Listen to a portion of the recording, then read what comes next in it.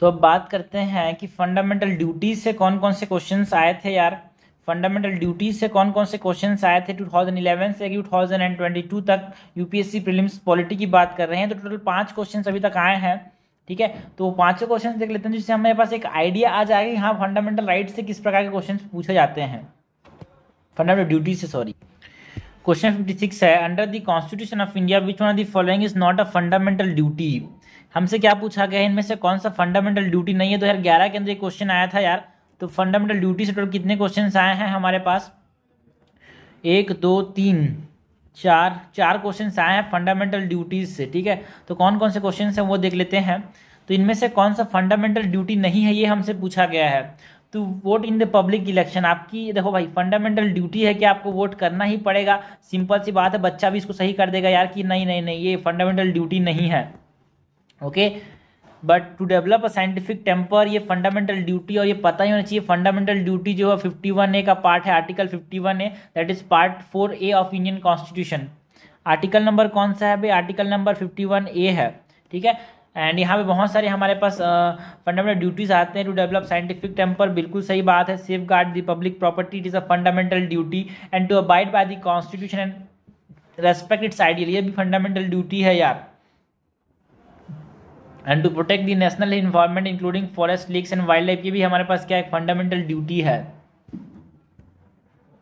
और जो fundamental duties थे याद रखना, फंडामेंटल ड्यूटीज जो थे वो हमारे पास स्वर्ण सिंह कमेटी के रिपोर्ट के थ्रू लाए गए थे, स्वर्ण सिंह कमेटी के रिपोर्ट के थ्रू लाए गए थे।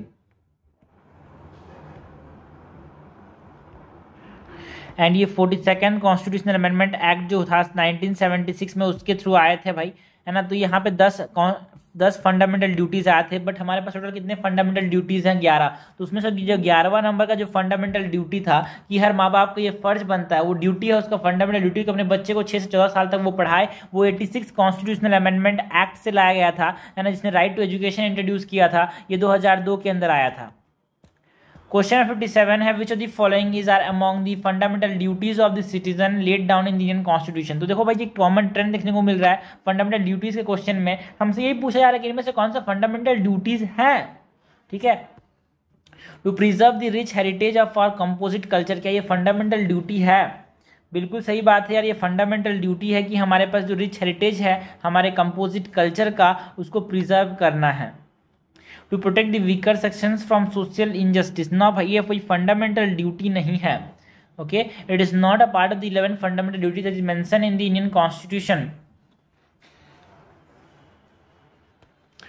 To develop a scientific temper and spirit of inquiry, देखो भाई ये 2012 के अंदर एक क्वेश्चन आया था, 2011 के अंदर, तो वही क्वेश्चन दूसरे तरीके से पूछा गया 2012 में।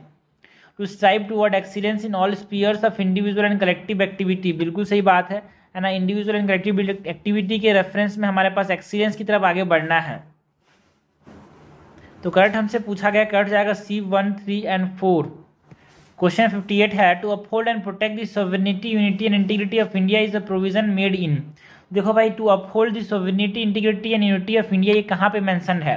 तो लोग जो करेंगे क्या करेंगे, मैक्सिमम लोग क्या रखना है, प्रीएम्बल टिक कर देंगे, बट ये गलत है यार, यहाँ पे प्रीएम्बल सही नहीं है। Because to uphold and protect the sovereignty unity and integrity of India, ये एक फंडामेंटल ड्यूटी है ना, ये one of the fundamental duty है।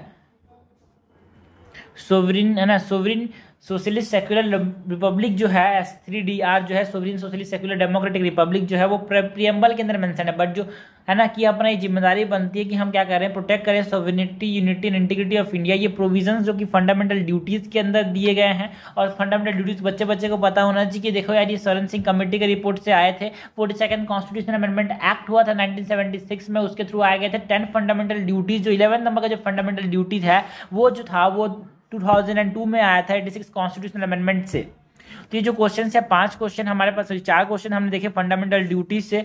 एक और क्वेश्चन है हमारी, विच of the following statement is true of the fundamental duties of Indian citizen. 2017 में क्वेश्चन आया था, फिर पूछा गया कि इनमें से ट्रू कौन सा है भाई फंडामेंटल ड्यूटी के बारे में। A legislative process has been provided to enforce these duties, क्या ये जो फंडामेंटल ड्यूटीज होते हैं वो एनफोर्सेबल होते हैं कोर्ट ऑफ लॉ में। No, this are not enforceable in the court of law. तो याद रखना fundamental duties are neither enforceable non justifiable in nature, this are non enforceable and non justifiable in nature. But fundamental rights are enforceable.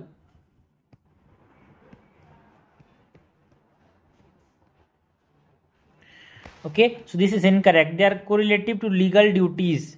ना, ये correlative नहीं है भाई legal duties से, because parliament में प्रोवाइड लेजिस्लेशन फॉर इम्पोजिशन और penalty